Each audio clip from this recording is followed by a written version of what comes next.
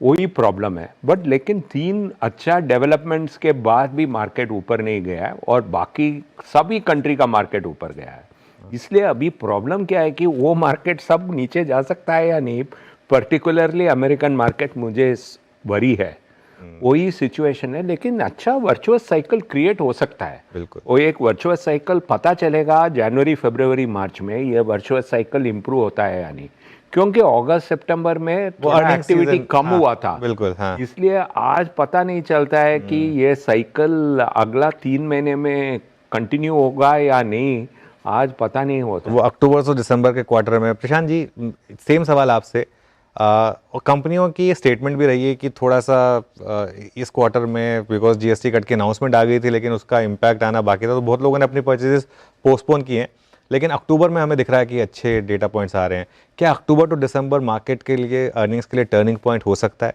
और अगर हाँ, तो क्या कंजम्पशन ही उसको लीड करेगा? कंजम्पशन और finance, NBFCs for example, banks, क्या इन सेक्टर्स पे दांव लगाया जाए फिर?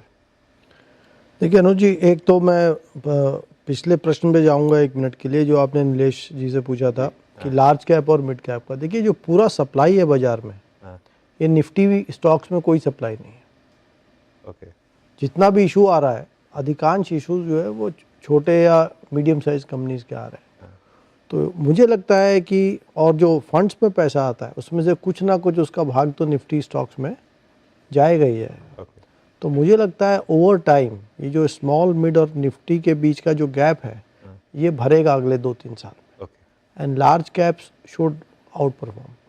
अब अगर मैं निफ्टी को देखता हूँ तो मुझे लगता है इसमें जो एफएमसीजी कंपनीज़ हैं, जो कंज्यूमर स्टेपल कंपनीज़ हैं, जैसा मैं कई वर्षों से कहता आ रहा हूँ कि इन कंपनीज़ में एक सामान्य ग्रोथ है, लेकिन इनके मल्टीपल्स डीरेटिंग के बावजूद भी आज भी बहुत ज़्यादा है उस ग्रोथ के तुलना में।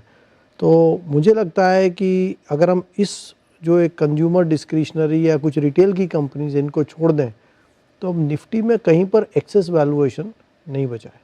चाहे हम बैंक्स देखें, चाहे हम इंश्योरेंस देखें, सॉफ्टवेयर में भी ग्रोथ कम है, लेकिन मल्टीपल्स अब भाव करीब 30% घट चुके हैं। ऑटोमोबाइल्स में मेरे ख्याल से, जैसा नरेंद्र ने कहा कि देखिए नियर टर्म में तो अच्छा है, लेकिन ये वर्चुअस साइकिल बनता है या नहीं बनता है, ये तो अगले वर्ष ही मालूम पड़ेगा। बट मेरे को ऐसा ही लगता है कि निफ्टी के वैल्यूएशंस में डिस्पर्शन काफ़ी कम है।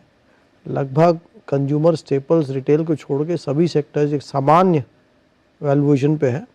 मल्टीपल बढ़ने की जगह नहीं है, लेकिन मुझे लगता है बाज़ार 15 महीने से फ्लैट है।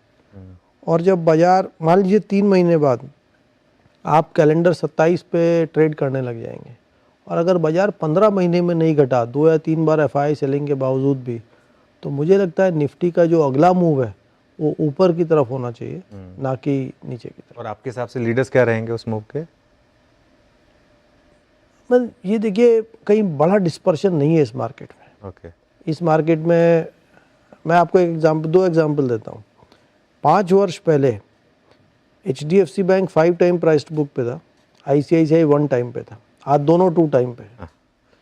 5 वर्ष पहले HAL 10 PE पे था और लीवर 70 PE पे था, आज दोनों 40 PE पे।